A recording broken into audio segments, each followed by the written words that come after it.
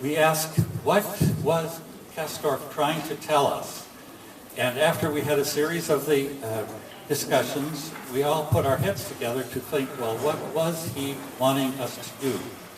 And what was the message? And although it seemed confusing and sometimes hard to understand what certain things meant and appeared here and there throughout the ring, one message seemed to be very clear. That is, that he wanted us to think about the material he was presenting. What is the role of oil in our society?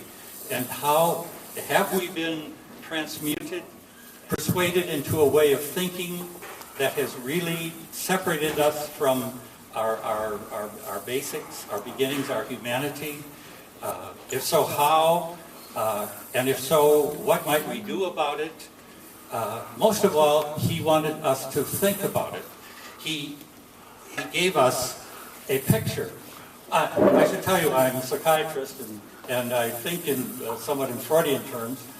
He gave us a projection test with the work, and it was up to us to reflect on it from our own insides. So the question is not so much criticism of him, what was he saying, but what kind of feelings came forth within us that we saw a West Texas oil town with a lot of prostitutes in it. That's what it was. A friend of mine, who I hope will join us later in the week, quoted Schopenhauer, who said something like, "The world is how I comprehend it." I'd like to point one other point that I have dearly come to love as I've been thinking about this since last year. I mean, I kept on thinking about it.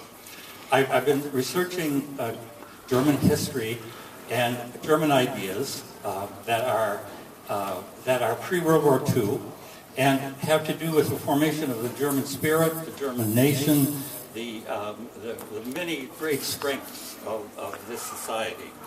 And I came upon the word Bildung. Is that a word you're familiar with? Well, it's as I understood it, it means education, a building, a picture, but in the sense that it was used in the 18th and 19th century, it was an activity that we involved ourselves in to improve our look upon life, a way of experiencing the world in a meaningful way to build ourselves up. It was based on the fact that human nature could be improved upon. And by the experience of Bildung, we engaged in life's experience and saw and thought and became better people and began to behave in good ways. I just love that idea, and I think I see this exercise as an effort to have a Bildung experience. Who is a resident of Berlin, a German citizen. Since his birth in 1961, he's a film producer and also a therapist, a Gestalt therapist. Well, Adelaida Vecino is born in Central America and educated throughout that region. Got her degree from Curtis School of Music in vocal music, and lives in Washington, D.C. now. She brings a new perspective, a southern perspective, we might say, to the ring experience. So, good afternoon, everybody. Yes, well, David already told you the story how we all met. Actually, it was the three of us that met just after the first lecture that Mr. Friedrich gave last year. And we started a discussion about the lecture that we just heard. And we found this discussion so interesting in many ways, mainly because we were all coming from different cultural backgrounds. The third person that unfortunately can't be with us this year is Laura DeMarco from New York. And then we took this discussion into the afternoon lecture like today, and we thought that we would just kind of make our discussion public and make people, invite people to join us in the discussion, because what we're trying to tell you about the ring will show you that it's not very much about meaning and opinions, but more of personal resonances basing on where you come from, what your experiences are. And so we hope that this date can be a forum also to bring back your experiences from the night before, your questions. So what we mainly are going to try here is, let's put it that way. I think you heard probably a lot about the Ring already in all the discussions that were around it from last year. So you can sum that up into something that says, it's pretty easy to hate this production. You wouldn't need a lecture for that. And that's why we will try to keep away as much as possible, though of course we have some, our opinions, but more likely invite you to, instead of hate, open yourself to whatever the experience is, see what the resonance is, see if there's some way that you personally can connect yourself to this production. So I think, yes, the other reason why we kind of made our discussion public is that you will find out in the process of the 4 evenings that the Ring becomes more and more, in a way, provincial. You probably heard already that the Rhine gold is exchanged to the history of oil, and the 4 productions will follow the history of oil and stop at certain landmarks, posts of that history. And the more we proceed in the Ring, the more it becomes, the German history of, let's say, the past 20 years become relevant. And so I hope some people found it helpful that I could join in on being a German and give backside information that may be difficult to read if you're not a resident and you're not confronted with day-by-day politics every day. Now, the magical word that's always around with the Ring is deconstruction. And I'm not sure if you're familiar with the word. We all know it mainly, I would say, from 3 or 4 disciplines. One is art.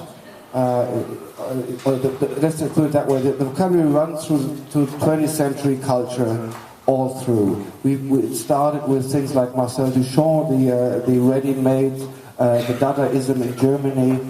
We found it in the theater with people like Beckett, UNESCO, Dario Fo, and of course Brecht, who is again a big relevant and a big, how do you say that, a quote that Castorf is rooting into. We find, where else do we find it? Yes, and we find it in the psychoanalysis. The psychoanalysis literally said that in order to build up something new, you have to destroy the old thing, and then pick up the pieces and form that into something new, or don't form that into something new. But the important thing to restart something is the deconstruction, the destroying of the old. And that already brings us very close to the general concept of Mr. Castorf. I don't know if you know anything about his biography. Mr. Castorf was born in 1951, and that's almost the start of the GDR. The Castorf family had a very, how would you say that, a very unusual status in the GDR. As you probably know, all private property, especially all private business, was confiscated and turned into the people's business. Now the Castorf family, and it's funny enough because it's just a block around where I live, they used to have a little shop for handcraft, for tools, for iron tools, nails, hammers, everything you need to build. And for reasons that nobody really knows, they were allowed to keep this shop. And this is something really, really very unusual in the GDR, to be able to run your own business through all these 40 years.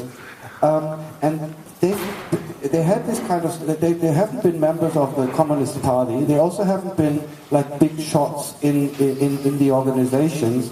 But somehow they had a status which always allowed them to be kind of privileged within this people's state. Now, Castorf started to be a director in the GDR as well, and theater and the art forms and the church were the fields within these communist countries where there was a little bit of freedom, and also members of these fields were kind of what we would call the bohème within these societies. Now, Castorf was quite successful in the GDR, even though some of his productions, or maybe because some of his productions were banned. So he, in the GDR, already had the status of not being really with the system, but at the same time not totally against it. He doesn't fit into the category of dissidents that we know from Russia, for example. It's a very in-between status. And interesting enough, the minute that the wall came down, Castorf became the quintessential successful East German theater director in the West. Actually, he was handed over one of East Berlin's biggest theaters, the Volksbühne, that was founded in the 1920s and in itself had a working-class communist socialistic background. And he turned that into a very controversial but successful and acknowledged theater all through the years of reunification. Now, reunification in his life, and maybe in the life of all Germans of my generation, is a very important fixed date, and you will find in the Ring references going back to that special date all the time, so we're going to come back to that very often. At this point, I just want to say that Castorf became kind of the intellectual voice of the losers of the reunification.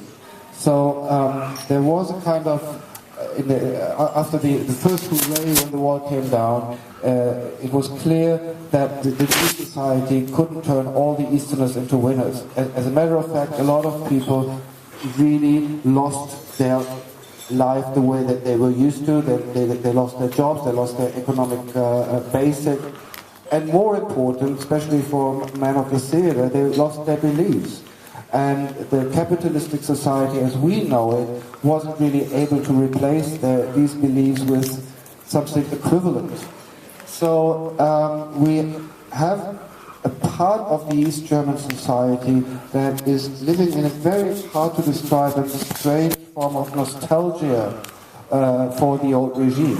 Not necessarily the old communists. Those that were successful in the old regime very often managed to be very successful in the new system as well. But more likely the middle class, if that of course didn't exist in a classless society, but let's call them the middle class, the normal people that were in an age maybe or in a job situation where they couldn't manage to switch and they kind of been left behind. And it's still a strong movement to be looking on the old regime in a nostalgic way. Things like the regime, the practicism was bad, but the ideals were high, kind of, which has a certain German tradition from the 1940s, when people would look on the Nazis and say, well, maybe the practicism was bad, but they had the high ideals. And Mr. Castorf, in his theater,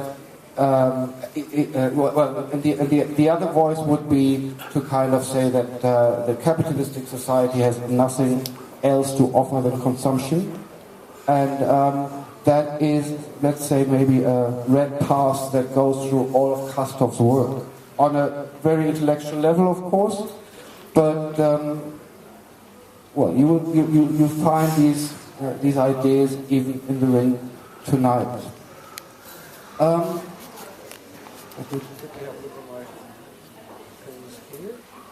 Yeah. Now, what I said already was that within the 4 nights we're going to see that the gold is turned into oil, and we have 4 stations. The station that we're going to visit tonight, which is Route 66, is probably most familiar for most of you, because what Mr. Castorf does, or what is part of deconstructing an association. So it's not only to destroy something, but through association, through selecting the pieces that you pick, you build the new thing. Now, in technical terms, that means that you find a stage overcasted with props. Some make sense, some may don't to you. Yeah. At the same time, you are overwhelmed with quotes from all kinds of popular culture, mainly film, but also art, literature. Again, it's up to you whether you understand a quote and read it as a quote and therefore take it on board, or it just means nothing to you. I'll just give you one example, because that got us in our discussions on the first day we met. Mr. Castorf is using a lot of video installations. So you have to look out for video screens. Some may find that irritating, some may find that helpful. Now, Mr. Friedrich was bringing back from the Rheingold production. He said, one thing is, you're not going to see Valhalla on stage. There's not a stage building of Valhalla. The only reference of Valhalla is a short video clip of William Hearst's villa in Los Angeles. Now, Mr. Friedrich said, I don't know why Castorf picked that. But I know that these are images of his villa. Now, I'm coming from a film background, exactly knew why he would pick that.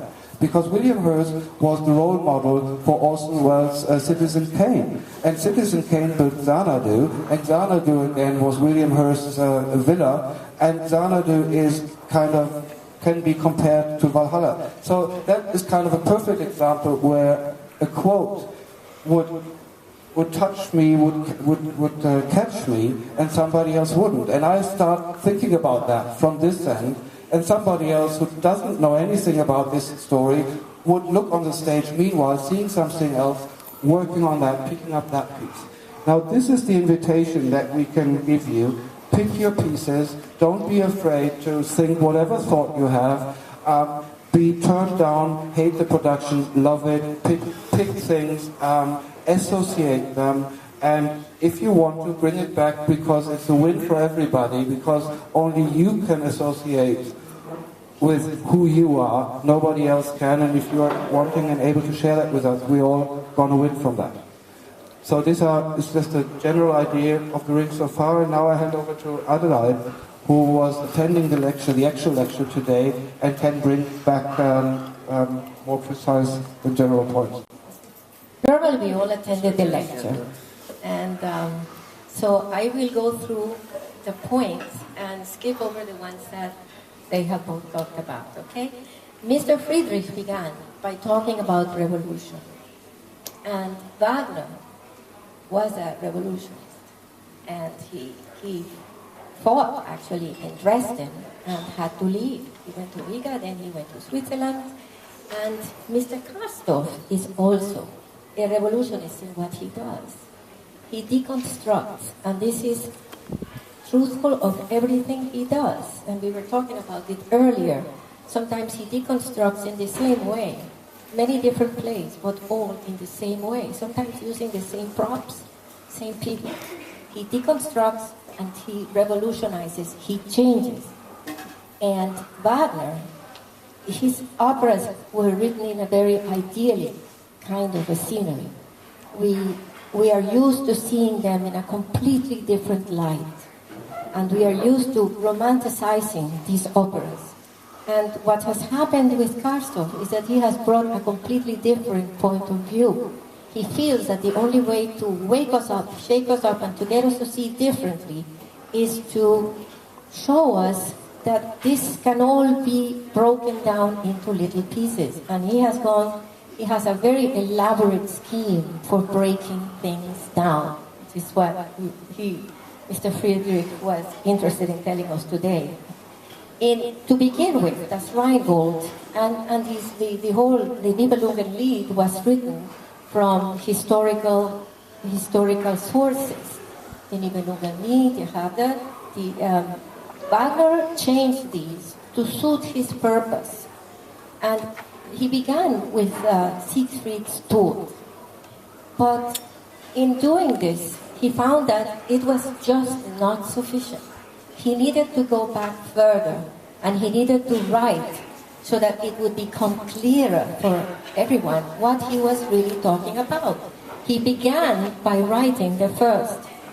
He began to understand that this was a much deeper story, and had deeper psychological implications that he would have to handle in order to make this work of art that he was creating something that would be lasting. This was very special to him.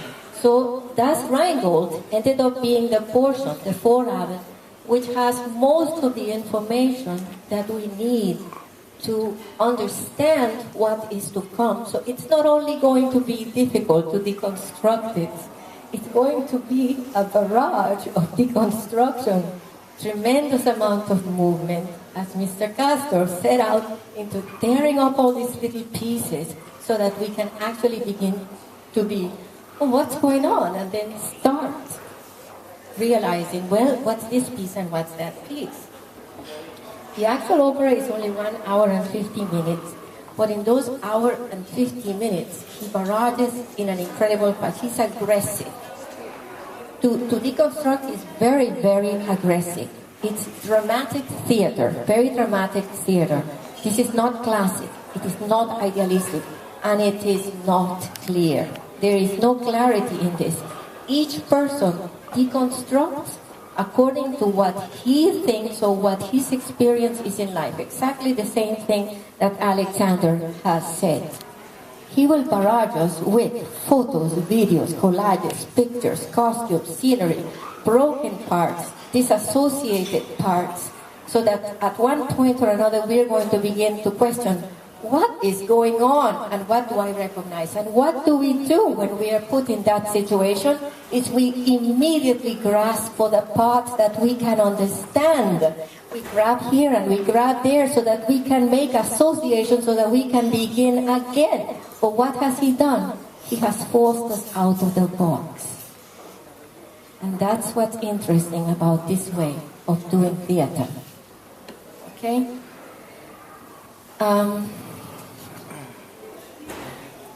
In doing this, he creates a sort of a crisis. And in a crisis, we begin to pick up pieces and fragments. And we see what stands out and what doesn't stand out. He also talked about dreams. How do we dream?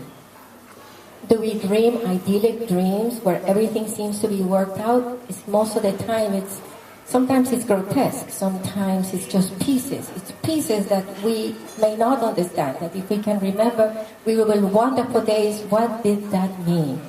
Or can we actually come up with an idea? We are grappling with dreams when we do have them. It is the same thing with this ring.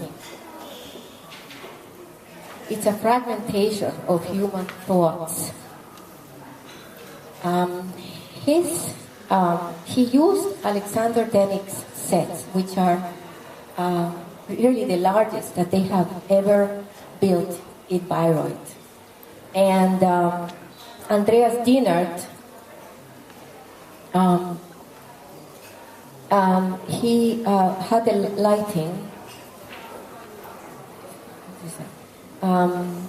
He used it's hard to see. I think what Adelaide wanted to turn your attention to is the whole stage. And the stage builder, the guy who built these huge stages, he's a film stage builder. So the whole stage literally is working like in a big film studio on a big film stage. You will see that they're quite overwhelming, and whether you like or not production, you could. I think you have to acknowledge the incredible work on these really impressive stages. And in this book that David was mentioning before, there's an interview with this guy. I think he comes from Yugoslavia, who works with Castorf very often, but also has done big movies. And on his approach, how he managed to get Castorf's idea put into these enormous stages. So while we're hearing a lot about deconstruction and abstract world, the stage itself is very concrete and is very is not amorphed at all, whereas lots of the ideas you heard before probably sound like that. Okay. So Andreas Diener, he made many films. He has film clips and representations of the past. So if you notice sometimes when there is action on the stage. Sometimes you will see an inner thought by some of the players, by some of the singers. You will see what their inner thinking is, or you will see a scene of the past in their lives. Or you will even see them exactly as they are standing, or you may see them frozen in time. Of the same scene you're looking as it's going on, it's frozen in time. So it's forcing you to look at the scene in many, many different ways. And he uses the film also in different. He uses films, he uses pictures, he uses the past, the present, and he adds on. He brings in group scenes. It's very interesting what he does. This is a dramatic concept, artistic concept. Bombardment. It's a bombardment. It's a sort of like a cognitive. He's trying to change your cognitive impression. The pictures and the images are so many that what he's trying to do is really to change the way you think. He is shifting your cognitive way of looking at things by giving you too much to handle. So it is an incredible amount to handle. He also uses handheld videos. Okay. So the handheld videos take pictures of what's going on in the stage, but they often show it on top, as if you were watching a movie. And in watching a movie, you are, I don't know why it's like that. So it's very Brechtian in the approach, because by watching these videos and watching the action, it's as though you were sharing in the action, and now you are on stage in this huge video on top of the motel. You are on stage with these actors. So it's a very interesting concept that he brings out when he does that. He exposes you to the extreme and makes your cognitive, what you accept as your cognitive understanding, and makes you question what you are actually seeing, wondering if it's true or not true. And that, I found that to be a really interesting. You keep going back and forth, what's true and what's not true. So it really shakes you to the core without you even realizing that you are being shaken to the core. Now, in the music is really an artistic process, and a process that we understand, and it is, music was recognized even before by the Germans with Beethoven as something as music is sublime. And we enter a sublime range when we listen to music. It goes outside of our words into something that goes beyond. And so in music, we can't change music. The music remains always the same. In a way, I look at it when Alexander said, you can pick what you're going to choose to hang on to, and each one of us has their own thing we're going to pick to be able to start to deconstruct, to understand what's going on inside of us. Well, music is one lifeboat. It stays exactly the same, and it does not change. It is not changed. As a matter of fact, it's in his contract that he could not change a single note. So that stays the same. Mr. Greco plays it beautifully.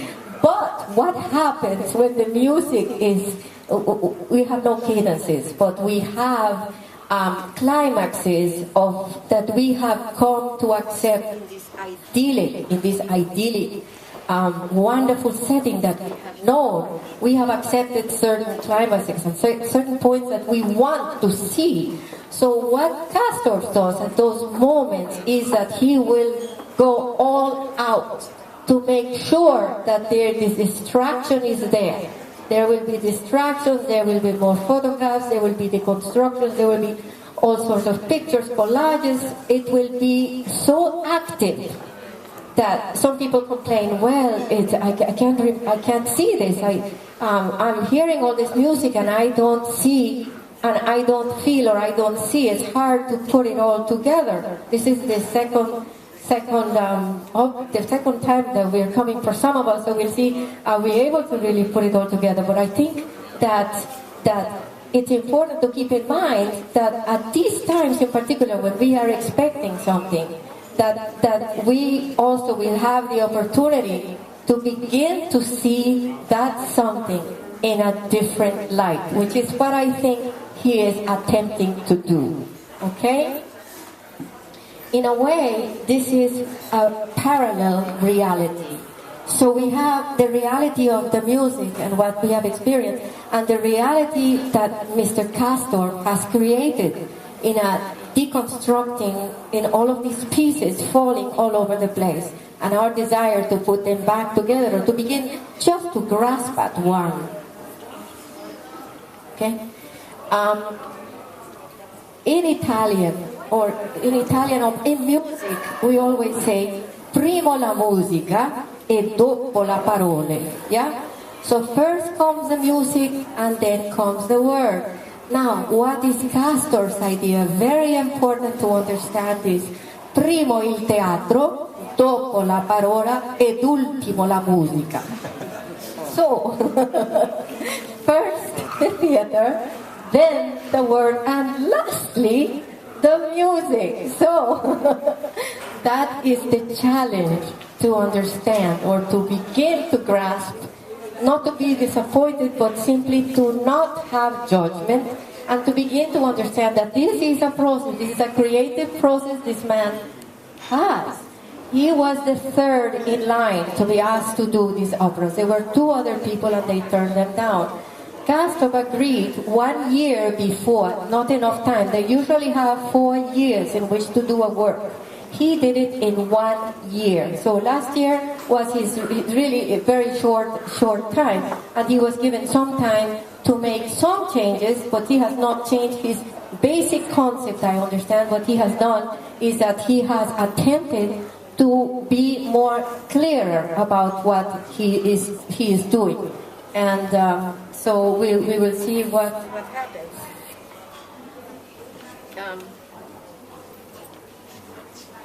Okay, a few minutes. Okay, so Mr. Friedrich's comments were nicht so romantisch, not so understand, not so romantic. Yeah. Okay. This is guckt nicht so, glotzt nicht so romantisch. Don't look so romantic on my theater. This is a very famous quotation by Brecht. And Brecht, who was, after coming back from the United States from exile, was then invited to live in the GDR, is the quintessential, way opener for East German theater.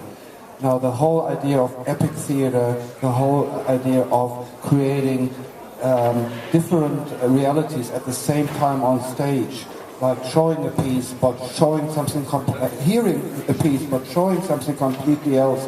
All these ideas are coming from the Brecht theater, and one of his main offers to the public was "Glotzt nicht so romantisch." Don't glance at this piece in such a romantic way. We're showing reality. We're not giving you a better world or a nicer world. So keep that in mind. Don't glotz romantisch tonight, because that's what Castorf doesn't want you to do. This is what made our association working together so wonderful, that we were all coming from different points of views, and that we could actually say all these things to one another. It's just wonderful. Just quickly, he put the Rheingold between capitalism and socialism, and he put it between America and Russia.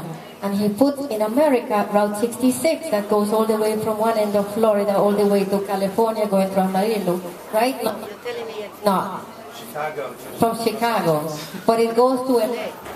Yes. It goes through to LA. Yeah. Okay? So, and then the other part was in Baikal in Russia, all oil places. And he, this is realismus, and all of the characters are gauche or incredibly different. The Rhine maidens are prostitutes, and that has been done before. But to Castorf, so are they all. all. What's the difference?